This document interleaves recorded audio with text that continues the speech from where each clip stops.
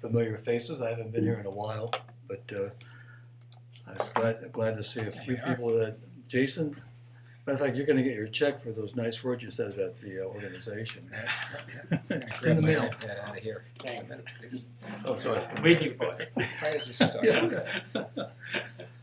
Well, thank you for the invite. This is one of my favorite subjects is licensing to companies. Been doing it for a few years.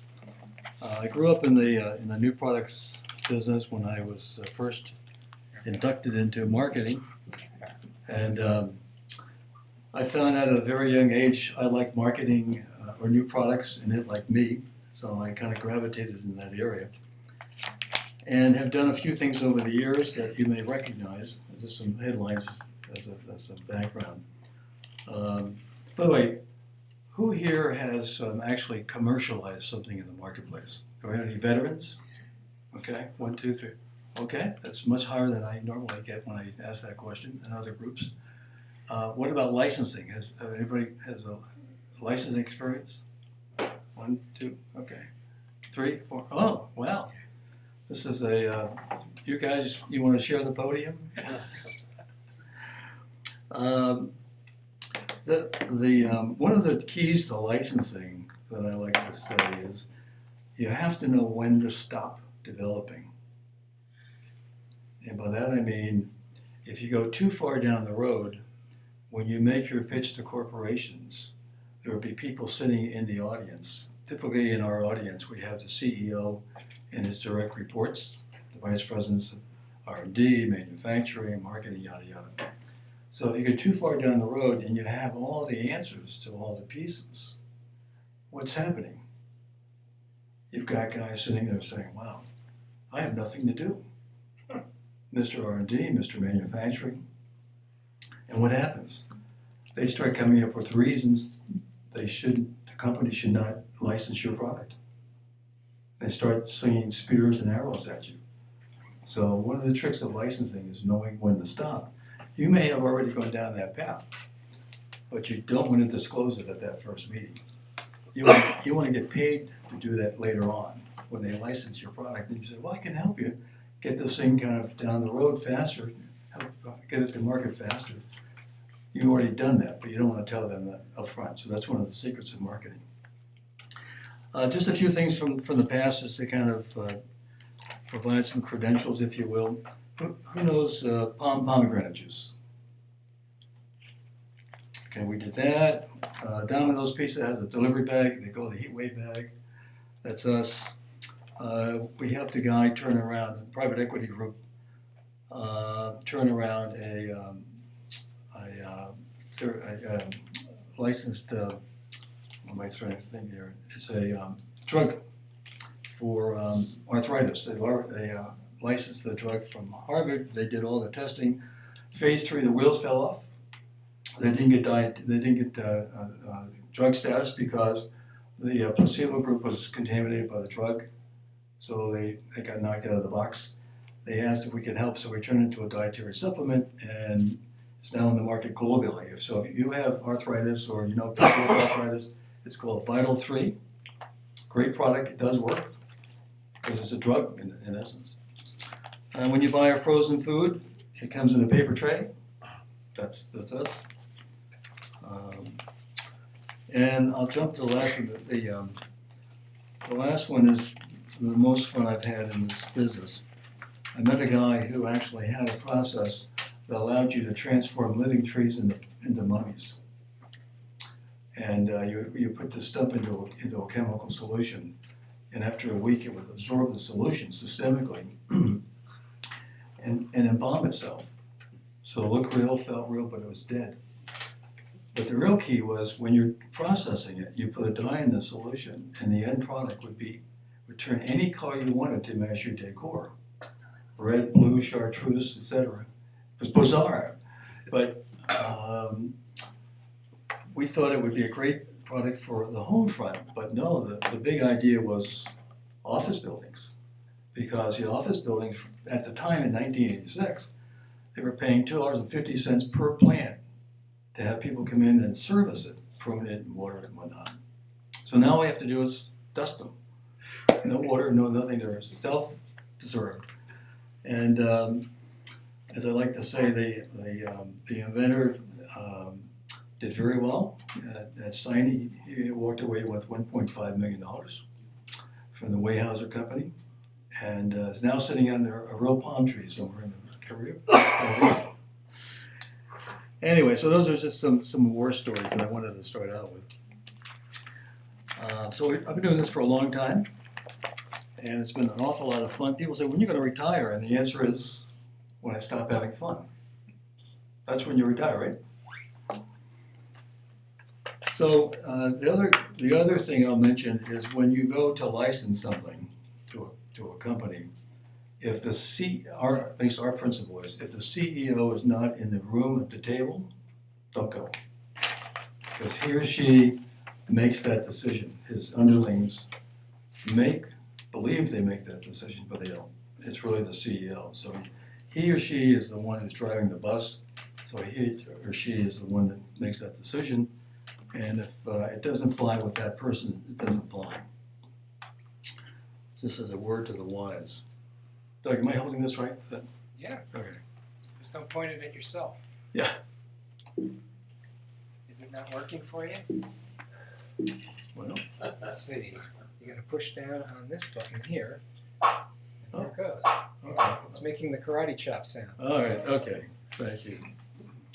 Okay. So the first slide. Once I get to it. So BDR was founded in 1983. I grew up on the corporate side for 14 years.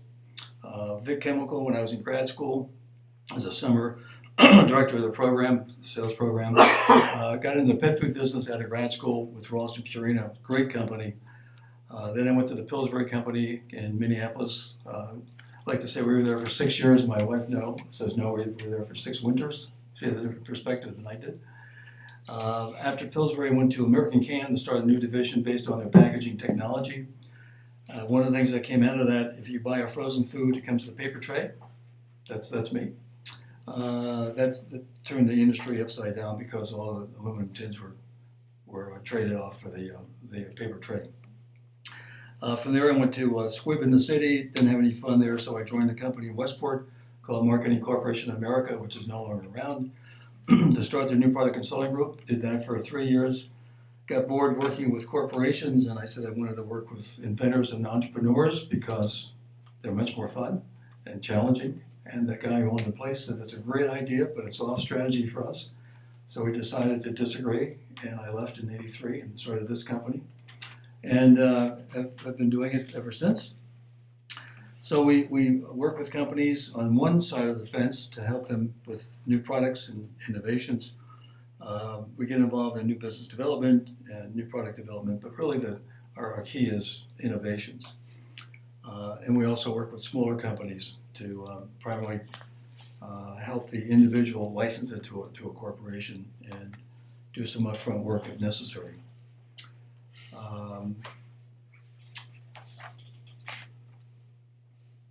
So this is our model, if you will. There are 4 legs in the stool. The first leg is strategic growth, opportunity identification, and development. This is where a company goes in and says, we want to grow our business. we're in the baking mix business, and we want to grow beyond baking mixes. What should we do Monday morning? So we come in and we do our assessments, and then go back to the CEO and says, here's what we think you should do. Here's why. Technology development, working with companies to, in some cases, reach out proactively and actually license in technologies from around the world.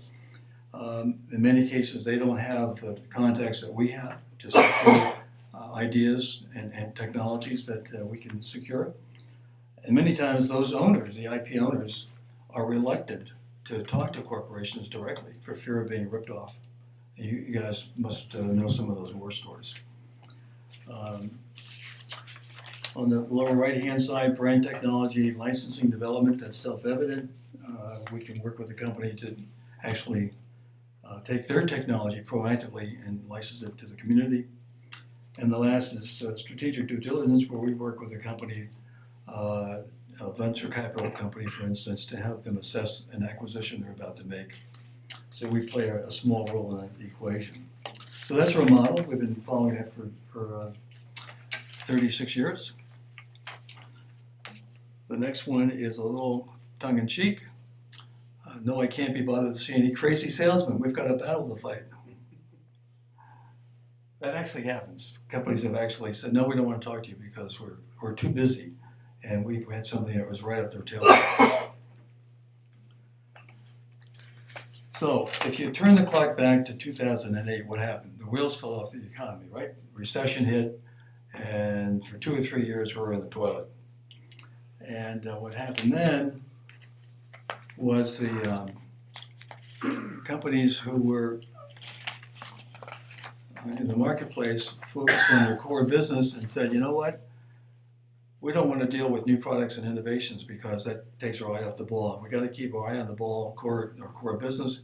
If we don't, we're going to lose that, and we're going to lose the company. So they really downsized and withdrew their new product programs. And the folks who were involved with that, the R&D folks, the manufacturing folks, marketing folks, were downsized. And a lot of those guys went into garages and science parks and basements and did their own things. Many of them had ideas before that. This gave them the incentive, if you will, and many times reluctantly so, to do that. So it became a beehive of innovation activities and collaboration. So the result was that the corporate new product pipelines dried up. Then they started to go out shopping externally for ideas. And there was a big reservoir that was being developed over time.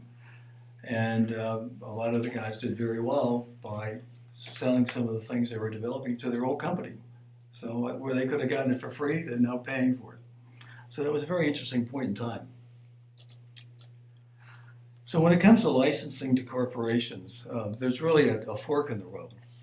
And the fork in the road is you can either license it to a company, which is lower risk. It's what I call mailbox money. Every quarter you go to your mailbox, you get your check. And the licensee does all the heavy lifting. They take all the risks, and you sit back and collect your checks. And you do, most inventors go downstream, they license, they go back upstream and do something else. Conversely, if you want to take it to market, it's a higher risk. You do all the heavy lifting.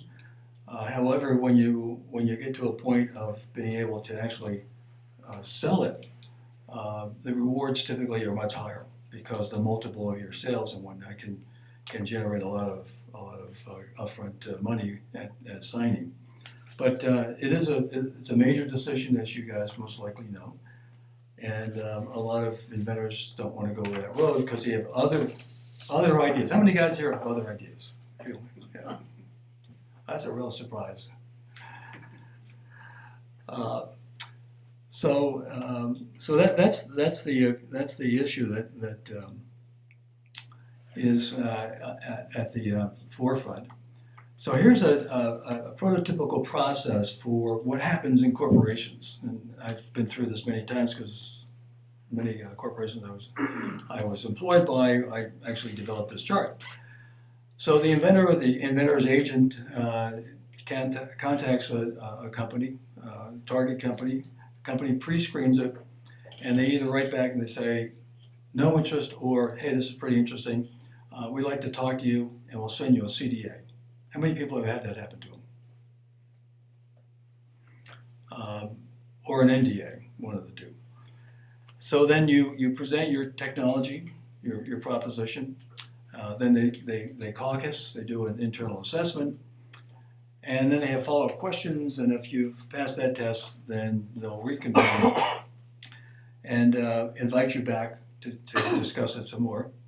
And then the committee decides either to terminate it or continue. If they continue, you get into typically an option period. You know what that is? That's typically a 3 to 6 month period where they then do their homework. They do their own assessment. Even though you've supplied them with information that you've done yourself, qualitative or quantitative or both, but they got to do it themselves just to satisfy the fact that they dotted the I's and crossed the T's before they made the decision. So the 3 to 6 month period could be very lucrative. We've done option periods for $3,000 a month to $30,000 a month, and that's paid at the first of the month. And you get to keep that money in most cases, unless they negotiate you out of that for some reason. But you get to keep it for the most part. And then at the end of that due diligence process, they have to say either I'm going to go forward with a licensing agreement or I'm not going to do that. If they terminate it, then it's lights out. You have to go to a different prospect. If they say let's go, then you get into negotiations for the license. Our licensing programs are typically 5 to 7 years horizon. Everybody wants exclusivity. If you've licensed something, you probably know that they want to keep it for themselves. But that's not free, so you pay for that, and typically, again, it's 5 to 7 years is the period. We've done exclusivity typically for that period. Sometimes we've done it on an annual basis, but typically it's for that period, and we've done it for $50,000 to $1.5 million at signing. And then the big casino is are the royalties, where they pay you royalties on net sales, and that's paid on a quarterly basis, and that could be, the royalty is typically today 5%. That's the norm. We're probably in the 6 to 8%. The guys who get 10%, by the way, Disney gets 12% for their characters. Marvel gets 10%, and then everybody else gets less than that. But I would say today 6 to 8% for something that's very new, innovative, very different, big idea platform, and not just a one-trick pony, not just a one-off product, is in the upper tier. Any questions on that? Yes.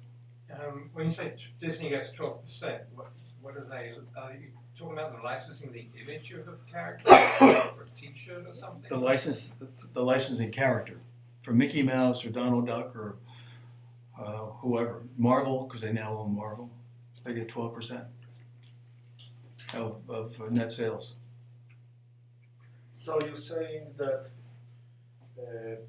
exclusivity is a separate pile of money and royalties is a separate... Yeah, absolutely, yes. Yeah. Exclusivity is important because they don't want other people competing with them directly. So they want to own the IP, whether it's a character, a brand name, technology, or a combination. So typically there's a licensing fee and then royalties on top of that?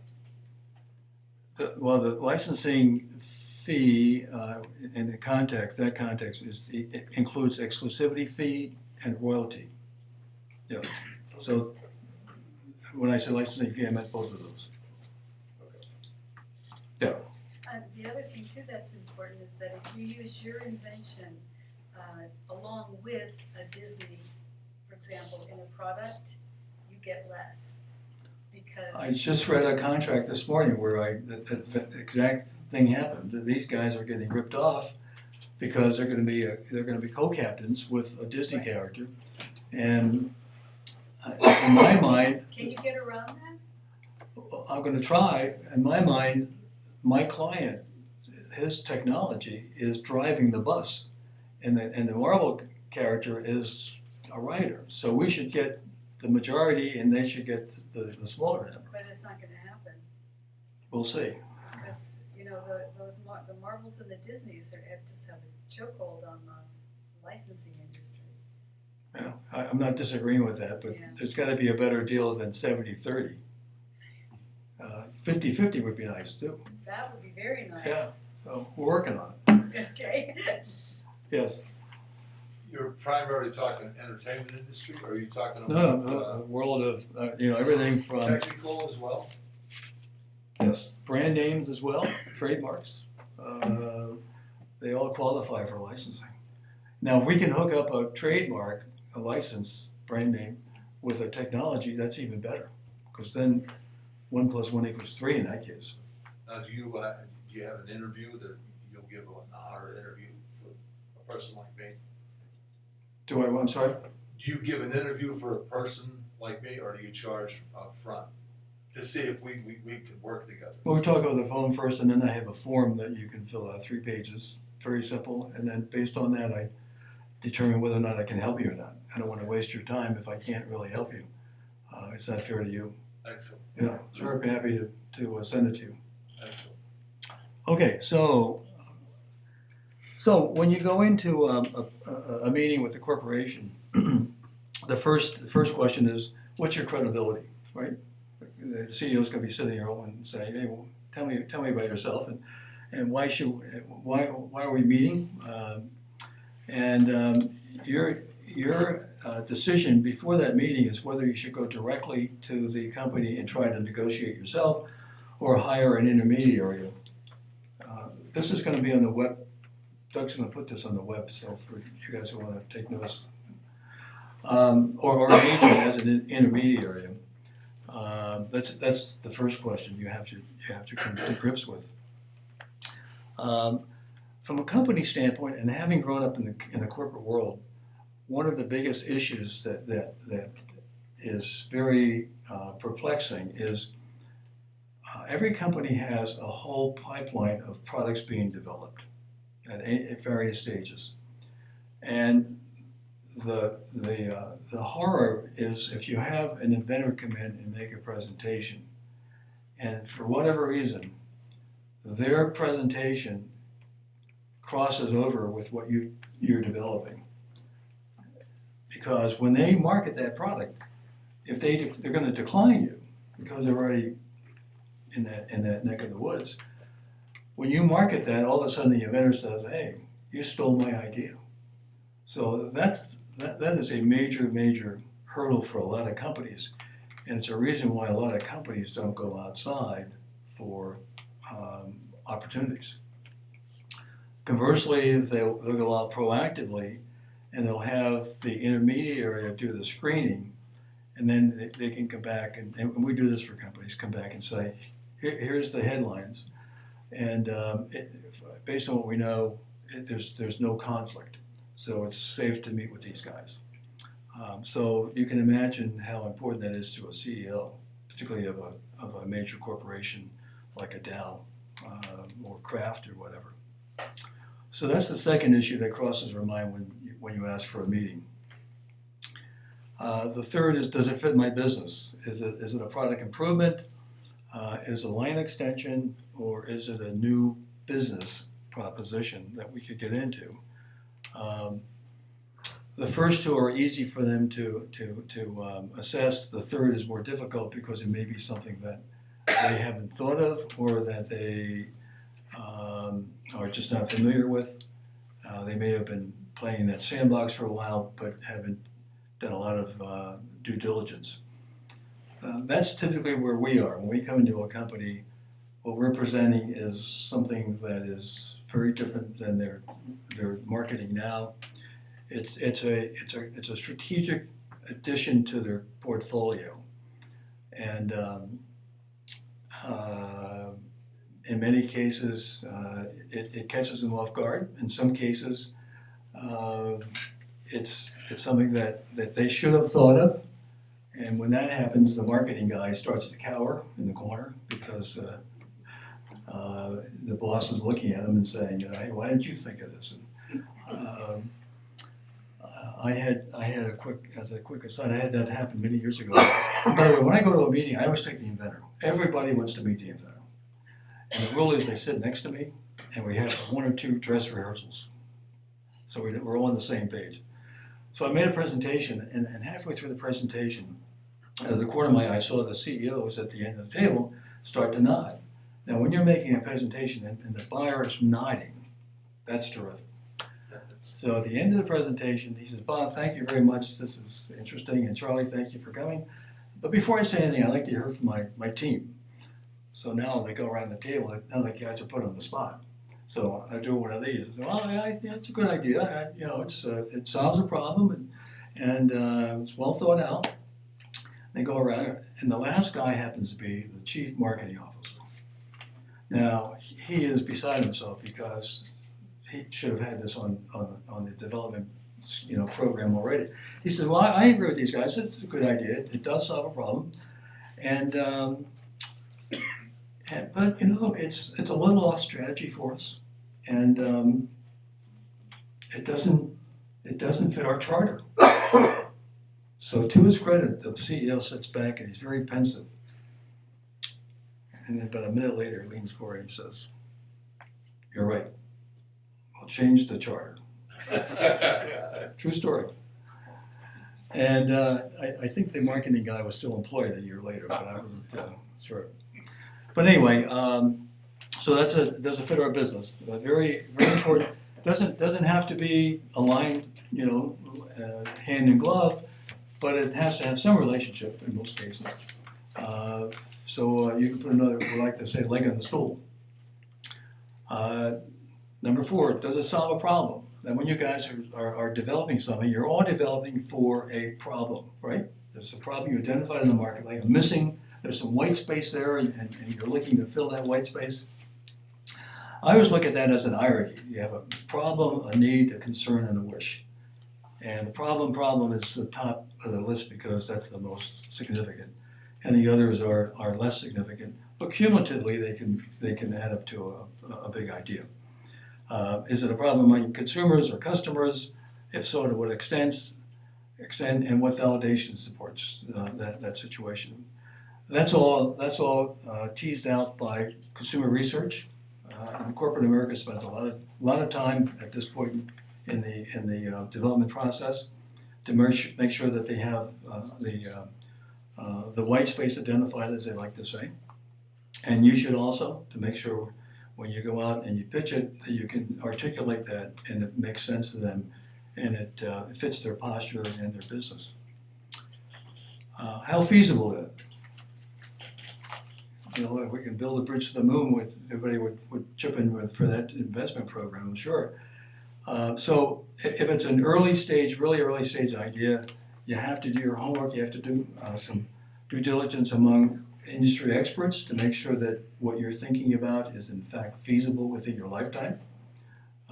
Companies are looking for close-in opportunities, intermediate, but longer term is less of interest to them because they want to put points on the board right away.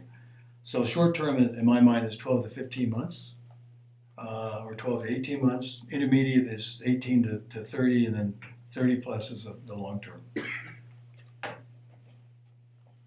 So they'll ask about, again, beyond that, can it be reduced to practice? Can it be scaled up efficiently once it gets going?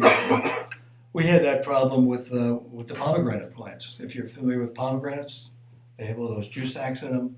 And when the R&D thought about processing the pomegranate plant fruit, his eyes dilated and glazed over. He said, "This is a nightmare." But they did figure it out. And this year they'll do $950 million, and they own it all to themselves.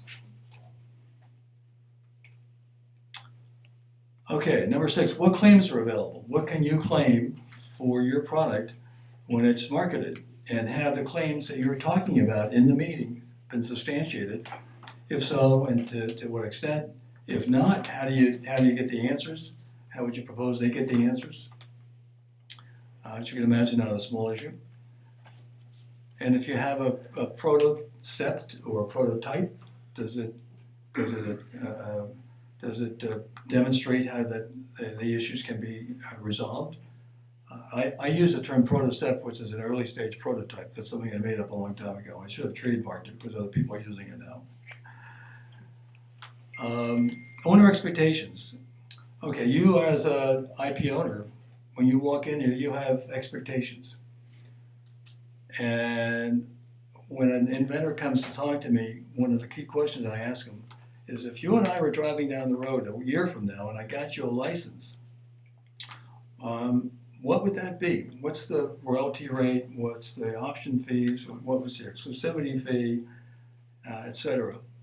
And if he's in the twilight zone, then I'm too busy to work with him because I can't deliver 20% royalties and $5 million upfront exclusivity fees and whatnot. So be realistic. Remember, the big casino are the royalties. Okay, they're paid for 5 to 7 years, and with rollover options that can go up to the life of the patent. So in this day and age, it's 20 years. That's a long time. So don't get in the trap of looking for all your money up front, because it ain't gonna happen. And you're gonna look silly in the eyes of the guys across the table. Because the guys across the table have their own set of criteria they have to abide by and deliver against in terms of financial hurdles, as well as the commercialization expense. So it has to be realistic in the context of the company you're talking to. Valuation. How do you value what you got to help negotiate the deal? And that should be done as well through using hard data and subjectivity. And it should be a win-win equation. It should be a win for you. It should be a win for the company that is thinking about licensing it. Now the company is going to be sitting here wondering about how they're going to pay for it, what you're talking about, what you just presented, how they're going to fund their due diligence, because I can guarantee you every company you walk into, forget about the size, large, small, intermediate, they all have a development pipeline that is active, and each one of those projects has a team leader, a project leader assigned to it. And those guys have individual team members to help them move the peanut down the line into commercialization. So, and they all have funds. So when you come in and you present something and the CEO says, this is pretty interesting, it sends shivers up the spines of the guys who are actually marching along with their projects, because they know they're going to get dinged. Some of their budget is going to be scuffed, taken away, and allocated to what you just presented. And that is something that these guys don't want to hear about, but in fact that's the way they do it. Because when I was in business, we had a slush fund. We used to call it opportunistic. But that doesn't exist today. Today, these marketing guys, they've got their budgets down to the gnat's eyelash. So they don't have discretionary funds to allocate to new propositions. Nor in most cases does the CEO. So they've got to scurry around and come up with ways to fund what you've just presented in terms of due diligence to determine whether or not they want to actually license it and why. And if they do, then they've got commercialization activities, marketing and promotion and advertising and sales, all that to come into place to bring it into fruition in the marketplace. So when it comes to the financial piece, the point of the story is that these companies have really screwed down the lids on these projects, and you have to have a hell of a good story to convince the CEO that he should do what you're talking about. So you got to be very committed, very good salesperson to do that. Any questions on that point?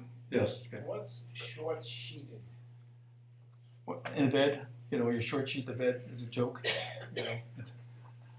Short sheeting is in that context, which priority should be dinged the most in terms of it? If they have a $10 million budget and now you take away $2 million, they've been short sheeted by $2 million in that context. Any other questions on that? So, in terms of objectives, my first piece of advice is make it easy to buy. Don't shoot for the moon. These guys have budgets. They have reputations within the company. And what you just presented may be very much make the CEO salivate. That's terrific. But if it's too expensive and you're intractable, then it's not going to work. So the first point here is validation of the concept viability. You should know who's going to buy your product, why they're going to buy it, how they're going to use it, what they're going to use it in place of, where people expect to buy it, what they're willing to pay for it. All those pieces have to come into play so that you can articulate those during the meeting, because those are the questions that will be asked. And by the way, the other real important question is, what is the target audience going to replace if they buy your product? What aren't they going to buy? Claim structure, how do you substantiate your claims? Critical. Feasibility confirmation, you got to know it works. You got to talk to industry experts who are in the business, and they can look at your idea and give you a back of the envelope estimate in terms of if it's feasible. Some of you may have contacts within some industries that can give you much more in-depth analysis, which would be terrific. Because then you could go in there with much more a higher level of confidence that it in fact can be produced at a very reasonable price. Like on the pomegranate front, when we talked about commercialization, if they had to import the pomegranates from the Middle East, which is the only place they were being grown at the time, it would have been $12 a bottle. Today it's $2.95 a bottle. So the fact that they could grow in California, which had the same climate and soil and whatnot as the Middle East, was a godsend. It's so expensive. So expensive, yeah, but it's good for you. So number 4, preliminary economics. Do a pro forma. Put a pro forma together over 3 to 5 years, and see how it looks. And sales and the number of units times the selling price and gross margin that you have. You put together advertising, promotion, et cetera, just to make sure it's realistic. So when you're talking to these folks, you're not talking pie in the sky. You're talking about something that you believe in and that you can actually demonstrate to them. Competitive insulation. The patents that you have are the first order of business. If you hook up with a major corporation, that becomes even more important because they're the guys who are going to protect the patent. If you have a product that's been commercialized and someone comes over and infringes on your patent and has a product in the market that is like yours, if it was your nickel, if you were marketing it, you'd have to defend it. And it's not cheap for those lawyers in the room here. It's not cheap to defend your patent. I think the starting point is like $500,000 as an ante, greens fees.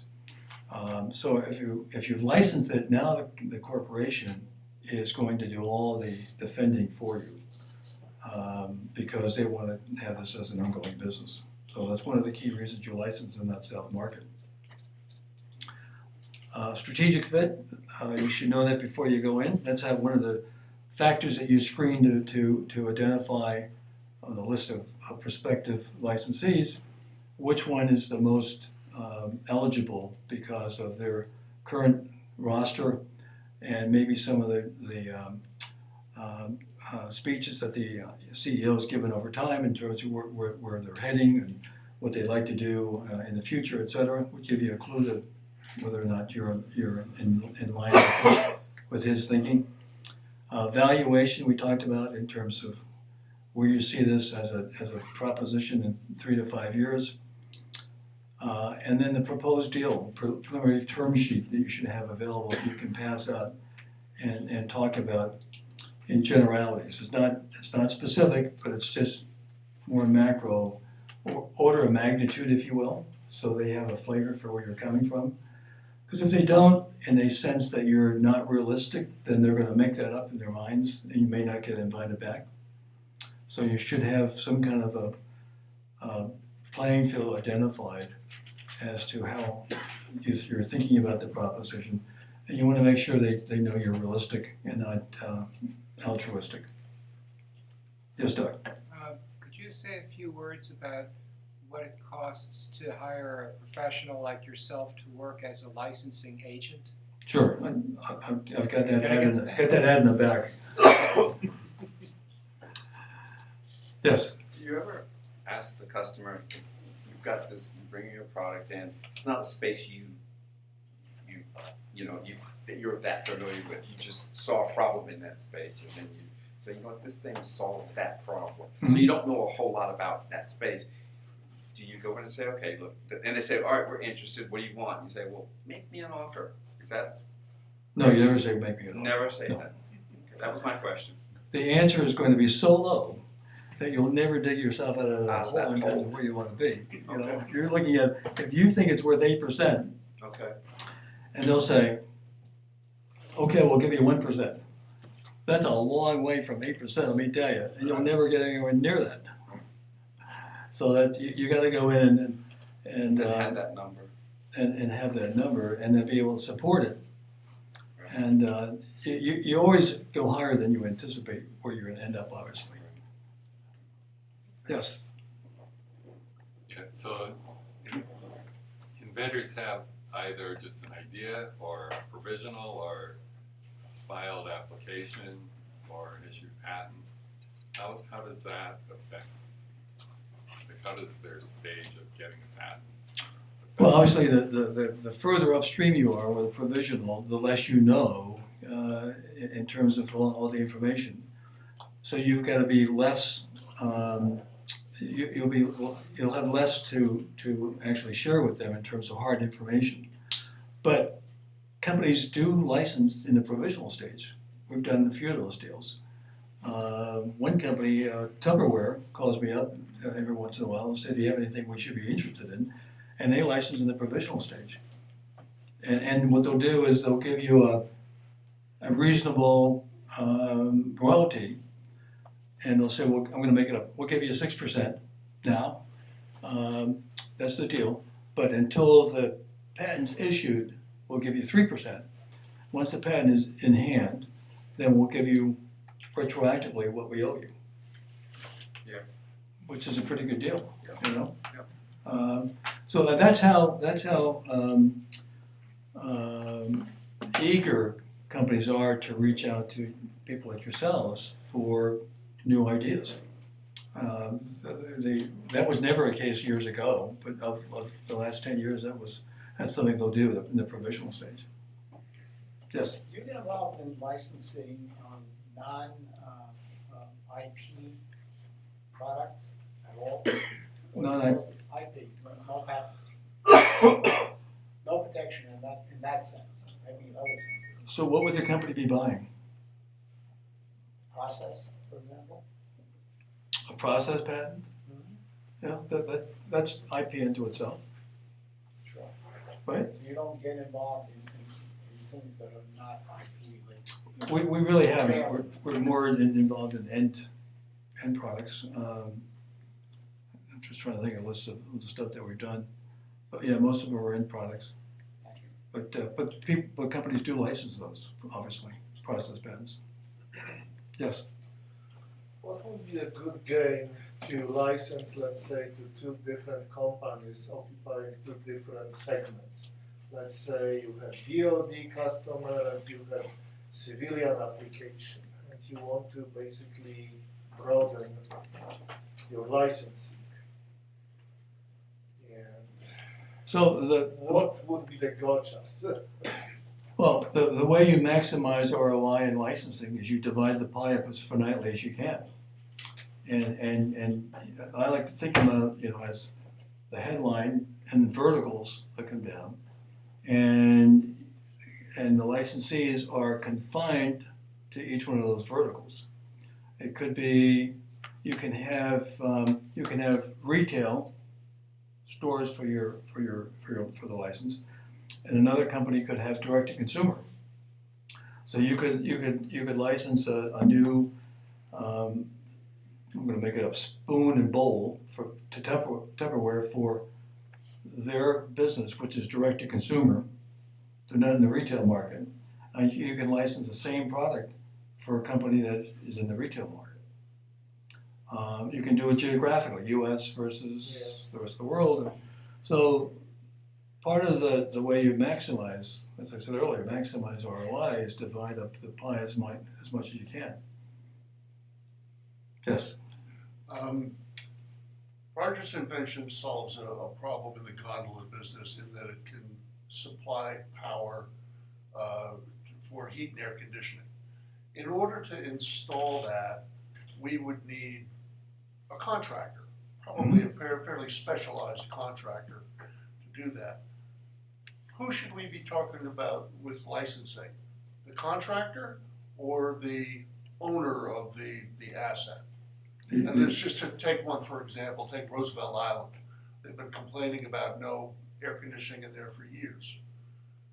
Should we be talking to the guys who would, put the cabling in for that? Or should we talk to Roosevelt Island? In that case, I would say the product company, the cable guys.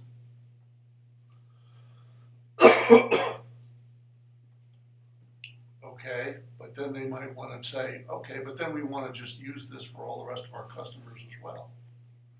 Well, you limit the territory they can service. It could be specific to that, yeah. Yeah, you have it for Roosevelt Island. Just like we say you have it for North America, but not South America, and not Europe, etc. So those are different licenses. I'd have to know more about that to give you a better, response. But the product that's being sold are the cables, right? Yes. Okay, so the license would apply to the cable. And the cable, you would allow them to use the cable in specific areas. They would, if they, my presumption is they would say, that's terrific, but I want it more than just for Roosevelt Island. Right, but the demand for the cable in the first place is generated by the owner of the tramway, the Okay. Roosevelt Island people. Yeah. So they're gonna go back to whoever built it and say, we know about this technology, we'd like to have it installed. Somebody along the way needs a license. Mm-hmm.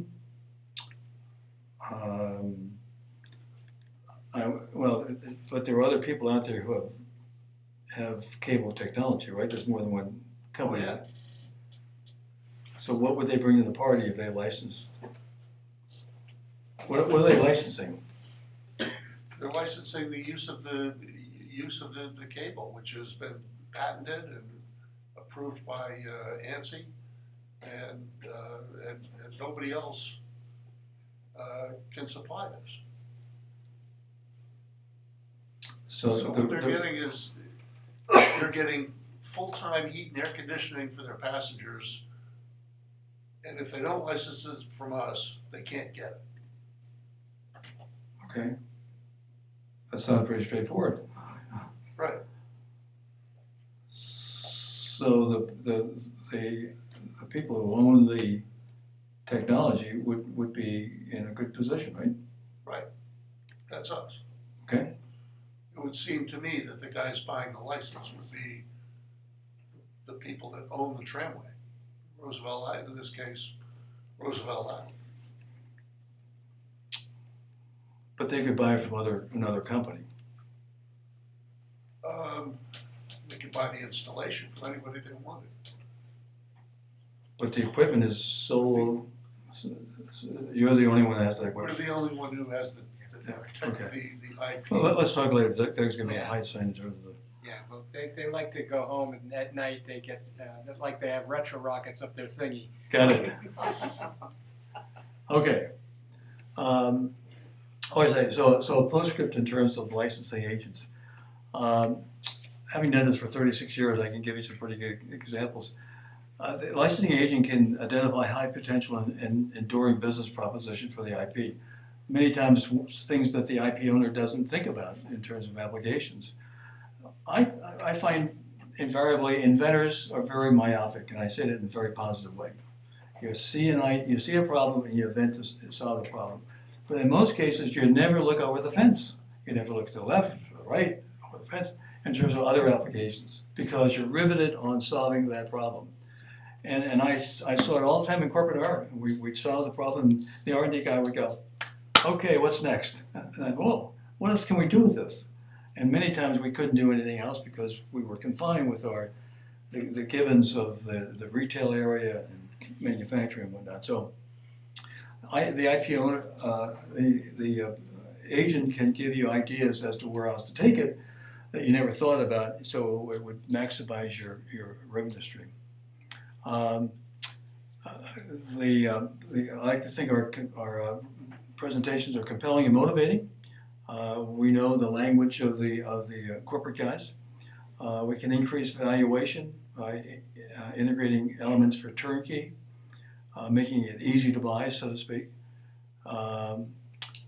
We can identify a list of potential licensees and rank order them 1 to n, and go to the guy at the top of the list first, so that you get more for your bang for your buck. And believe me, in most categories, there's a whole list of licenses you can go to.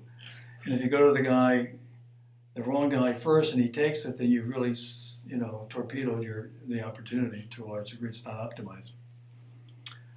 We can also get the right audience. Mucho important. The CEO is the guy driving, or the lady driving the bus. He or she gets to make that decision and will make that decision. The underlings recommend they don't make decisions. So if the CEO is not involved early on, your odds of success go down. Does not depend on the size of the company too? If you're dealing with P&G, for example, I mean, are you dealing with a division? Are you dealing with a corporate structure? That's a very good point. The answer is the division. Not I don't mean the CEO of the corporation. No, yeah. The senior guy in a particular profit center. Yeah, exactly. Yes. I'd like to bring one more thing for contemplation and consideration. Let's say you have a wonderful licensing deal, they paying you non-exclusivity, and then you negotiated your 6-7% of royalties, but that company will never produce anything. So you're basically how to protect yourself. That could happen. If you don't have minimum on a contract year. Every contract year has to have a minimum. That's right. In order to maintain exclusivity. Otherwise, they can put it in the drawer. Yep. And you'll never see a penny. So that's the way you protect against that. And the minimums have to be sufficiently high so you're happy if they only paid you the minimum. Yeah. So you have to basically be aware of putting this up front. Absolutely. It's in all our contracts. Absolutely. Yes. Yeah, that's an interesting concept. I didn't think of in terms of the entertainment industry.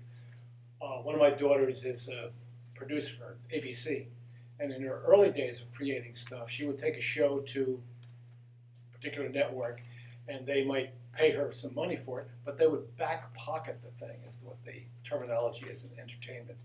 And I wasn't aware, I don't know whether she was in the younger days, you could stipulate a minimum fee per year, that if you didn't produce it, then it became free. And I suppose that's a key point. Somebody Absolutely. can't sit on something. I had a guy come to me from Cyprus years ago who had done a deal with a company here in the area. And great deal, but the downside, he didn't have any minimums. And they didn't spend enough time and energy on the feasibility phase, and they couldn't commercialize it. So it was in the drawer for 5 years. Yeah. And Hollywood's So he close. lost all that money. So, yes, Maybe we should hold the questions Okay. until you finish so you can have enough time to Yeah, go through your okay. slides. Lastly is negotiate the final term sheet. The term sheet should be negotiated by the IP owner and his agent. And then once the term sheet's done, given to a lawyer and let the lawyers put the final muckety-muck legalese in. Mike, you agree with me on that? Yep. Yeah. He's one of the more practical lawyers I've met over time. And it has to be a win-win deal. If it's not a win-win, it's not going to work. You should be happy, and the company should be happy. So, lastly, do's and don'ts. Do hire the best patent attorney you can afford. Budget for the second half of the game. That means the marketing side. That means taking it out to companies and commercialize, having them license it. Make a prototype or a prototype. It doesn't have to be fancy, just so it demonstrates your proposition. It can be Frankenstein. Most of the things that we work with are Frankenstein models. just so people understand, because people are very visual, they're not conceptual. So sometimes it's very difficult to explain what you're talking about if you don't have something that you can demonstrate. Gather as much objective consumer research as possible.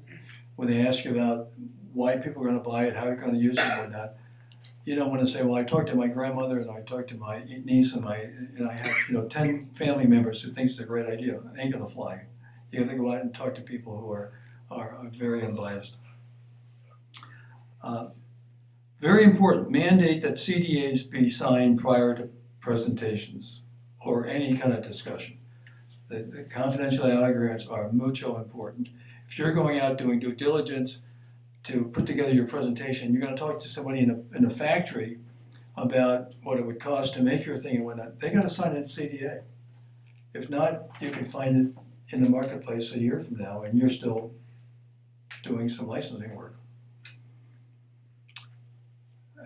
Lastly, on the do side, request complete proposals from licensing agents. You want to know the cost, you want to know the timing, what they're going to deliver, and you have to ask for references and make sure you check them. I can't tell you how many people I've met who have asked for references and they never call them up. So it's very important to have all those pieces in place before you decide to go in that direction, who you want to hire. Don't prematurely disclose your idea to anybody but a patent attorney. Again, I've heard horror stories and people have talked to friends and relatives and all of a sudden their product is in the marketplace before they get the chance to do it themselves. Limit yourself to the obvious licensing prospects and then rank order 1 to N.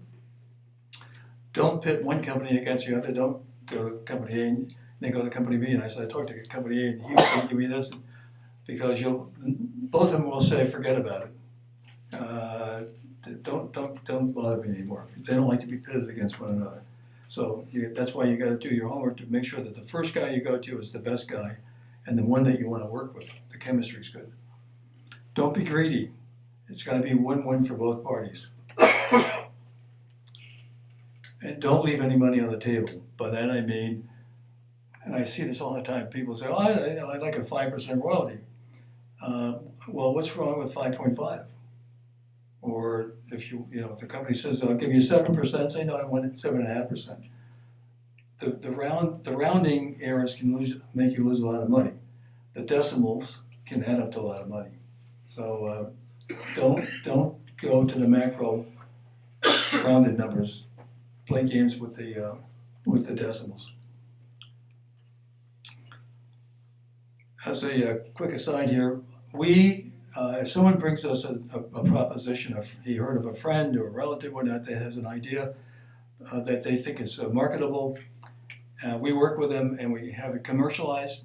That person gets 10% of whatever we get for the life of the deal. We've been doing this for years. Understand that?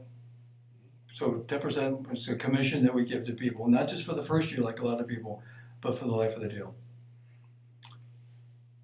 So what we look for are new category opportunities, a new segment of a category, or disruptive entries to categories.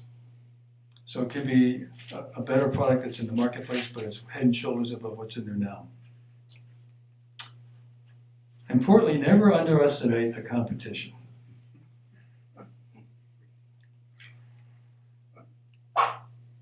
Thank you. Good luck. Have fun.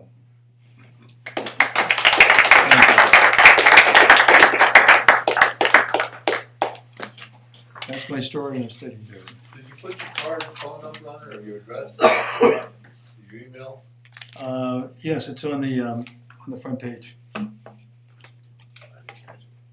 Well, it's going to be on. Putting it on. It's going to be on the web. I've got cards if you want a card too. I can give you a card. I have a question Yes. about the CPAs. Yes. If you have a patent, aren't you protected anyway? Do you still have to require that if you're showing a patented? Absolutely. You do? Why is that?